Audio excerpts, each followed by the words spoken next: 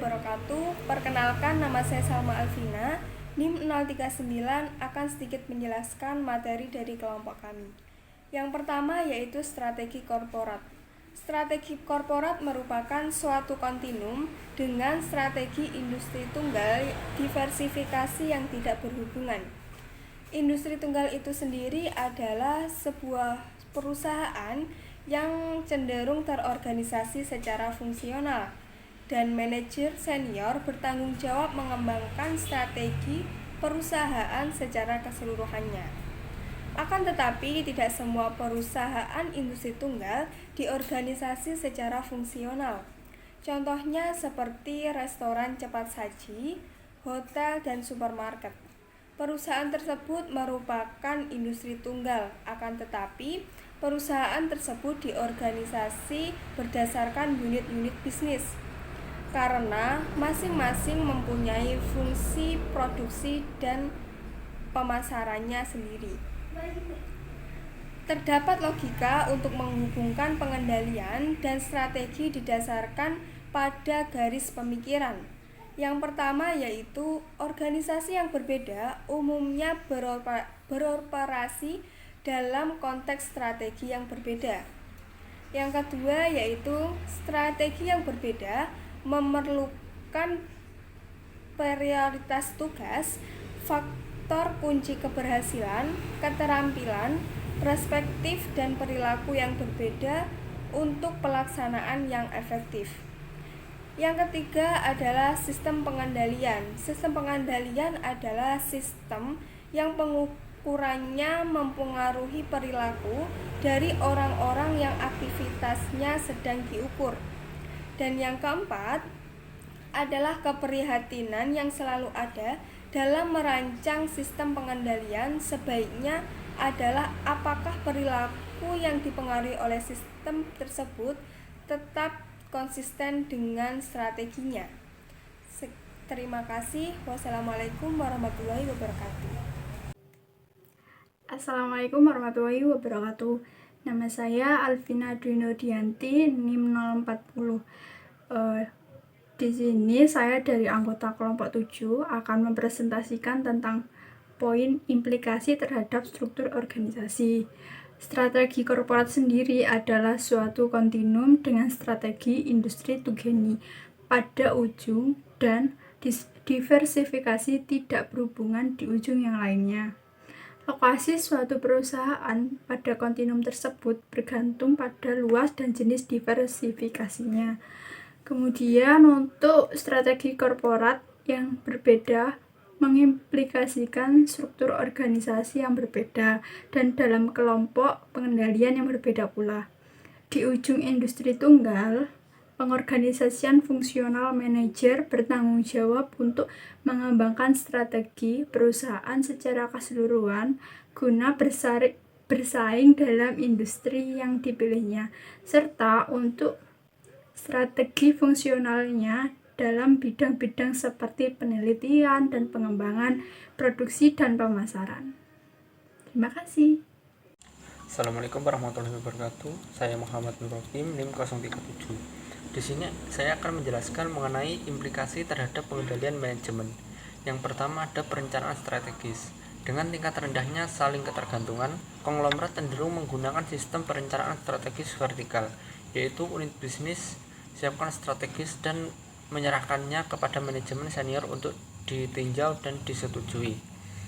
Yang kedua ada penyusunan anggaran. Dalam perusahaan industri, CEO dapat bekerja di dalam dan unit manajer yang cenderung memiliki hubungan yang lebih.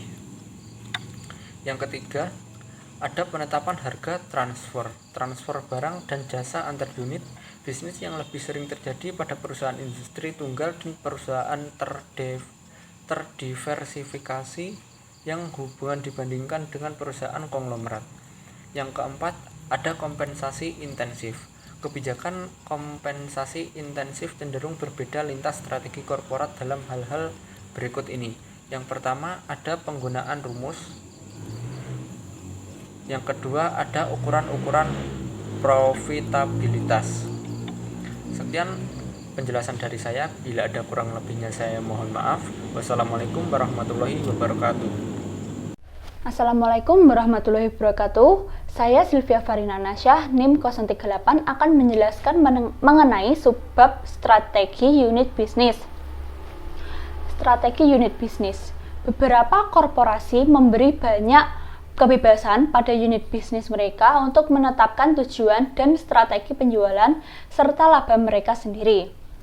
Korporasi lainnya menetapkan tujuan untuk unit bisnis mereka, tetapi membiarkan unit bisnisnya mengembangkan strateginya sendiri.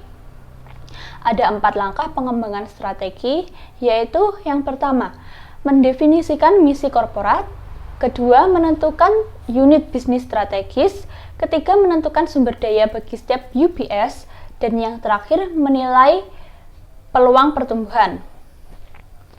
Konsep kompetisi ini adalah sekumpulan keterampilan dan teknologi dan bukan satu keterampilan atau teknologi yang berdiri sendiri menurut Hamel 1995.